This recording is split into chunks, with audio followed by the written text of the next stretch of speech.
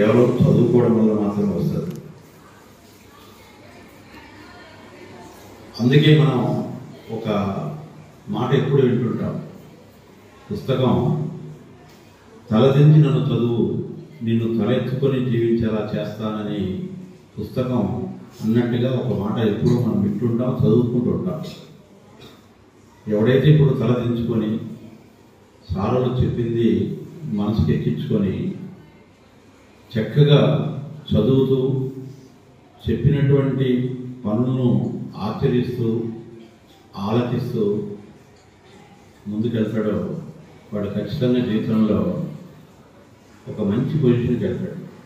మంచి పొజిషన్కి వెళ్ళడం అంటే మంచి ఉద్యోగం సంపాదించడం మాత్రమే కాదు, మనకు నచ్చిన పనిని నలుగురు మెచ్చేలా, మనల్ని కూడా మంచి గుర్తింపునిచ్చేలా జీవించడం కళ.